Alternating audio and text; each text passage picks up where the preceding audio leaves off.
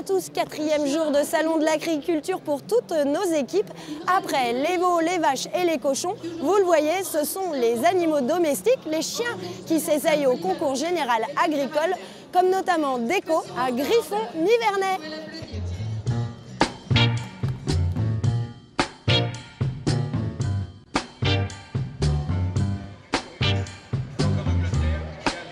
Basset Hound, Saint-Hubert, Beagle, les chiens même de chasse ont la cote auprès du public. Et autour du ring de présentation, au moment des concours, il y a foule. Alors, le griffon nivernais, regardez bien ce chien. C'est une vieille race française, communément considérée comme descendante des chiens gris de Saint-Louis. René Perceau, bourguignon d'origine, éleveur dans la Vienne, vient présenter quelques-uns de ces griffons nivernais. Cette race d'origine bourguignonne et qui remonterait au XIIIe siècle est très appréciée des chasseurs de sangliers. Poil hirsute, robe fauve, pendant un quart d'heure, les juges vont tout examiner. Ici, c'est uniquement sur le standard, sur la beauté. Avant tout, il faut qu'il soit chasseur. S'il n'est pas chasseur, il sera toujours que beau. Et ça ne va pas un chasseur. Le troisième est Déco des Monts de Corvol à M. Perceau, griffon nivernais. Après délibération, Déco finira sur la 3e marche du podium. Pas de quoi attrister René. Pour lui, le griffon nivernais, c'est avant tout une passion, pas un business. Je ne suis pas commerçant, je suis chasseur avant tout. Donc tous les ans, je fais 2 portées pour le remplacement. Parce qu'il y a beaucoup d'accidents sangliers, il y a beaucoup d'accidents. Et puis le surplus, oui, j'en négocie 2 ou 3, mais c'est tout, quoi. Au total, René présentera 7 chiens au concours canin du salon. Des graines de champions qui, en fin de journée, ne sont pas contre quelques petits câlins.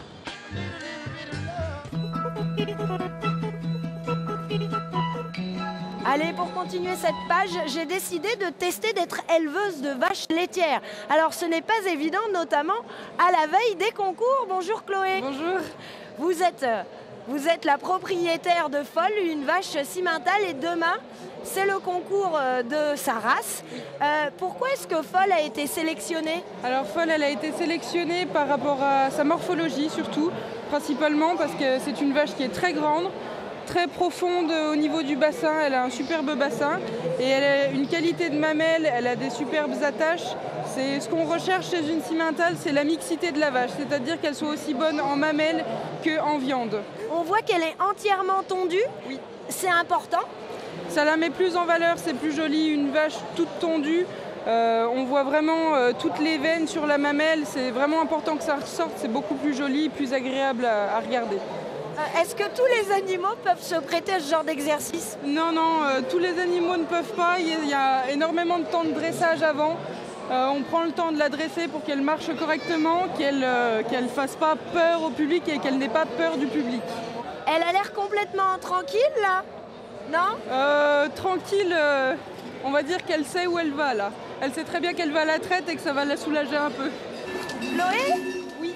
Là c'est un moment important, c'est la délivrance? Oui, ça y est. Là c'est la dernière traite avant le concours, donc le moment le plus important. C'est très précis, il est 18h et c'était à 18h, pourquoi? Parce qu'il leur faut un certain temps de traite selon les kilos de lait qu'elles donnent par traite pour avoir la mamelle bien exposée et que les veines ressortent parfaitement pour la traite. Elle a une bonne mamelle, Folle? Elle a une superbe mamelle, elle a une très bonne attache avant. À ce niveau-là, c'est très bon.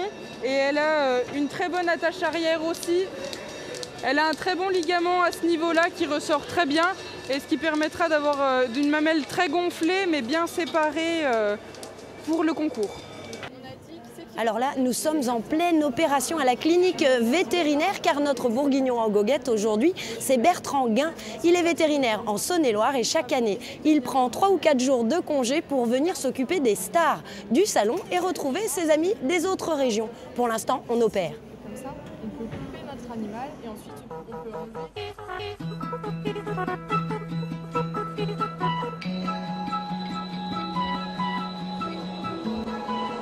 Bertrand Guin passe son temps à cavaler d'une vache à une autre. Ce vétérinaire, installé en Saône-et-Loire, part au chevet d'une Normande, accompagné d'une étudiante, et comme toujours, il le fait au pas de course. C'est une vache qui boite, qui a un problème de pattes. Mais je l'ai déjà vue ce matin en fait, je vais la revoir.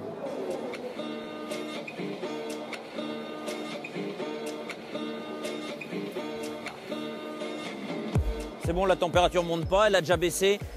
Elle est à 38. Ce matin, je l'ai vue, elle avait 39,5, donc on est sur la bonne voie. Je vais juste aller regarder si les gaines tendineuses sont toujours aussi tendues que ce matin, mais a priori non.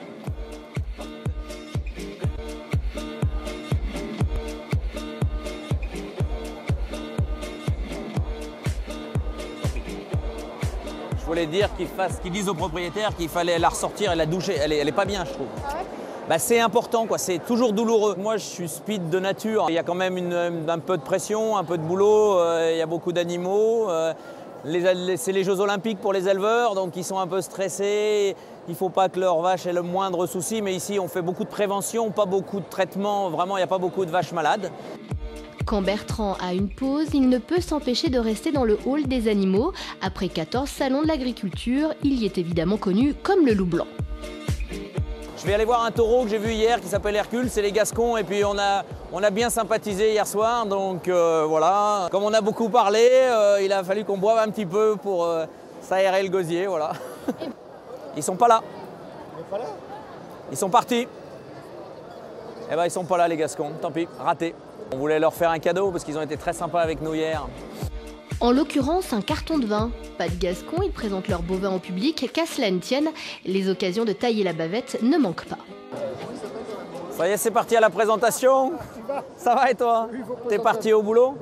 Les éleveurs, c'est comme les vétérinaires, c'est toujours les mêmes qui reviennent, on a des têtes connues. Tout à l'heure, j'ai eu un grand moment de plaisir parce qu'il y a un éleveur qui est venu me voir et puis il dit je voulais vous remercier pour la vache que vous soignez l'an dernier, que vous avez soignée l'an dernier, elle va super bien, elle a encore fait des concours. Là, c'est voilà, une grande satisfaction de retrouver des gens qu'on connaît. Et puis moi, pour moi qui suis dans une zone essentiellement charolaise, de soigner des Normandes, de soigner des blondes d'Aquitaine, ça change un petit peu, quoi, voilà. Bonne présentation.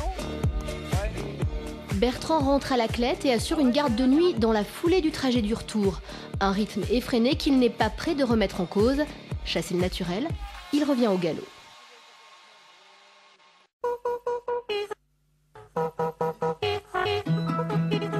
Le miel de ronce, fabriqué en plein cœur du parc naturel du Morvan dans la Nièvre, a une nouvelle fois décroché la médaille d'or du concours général agricole.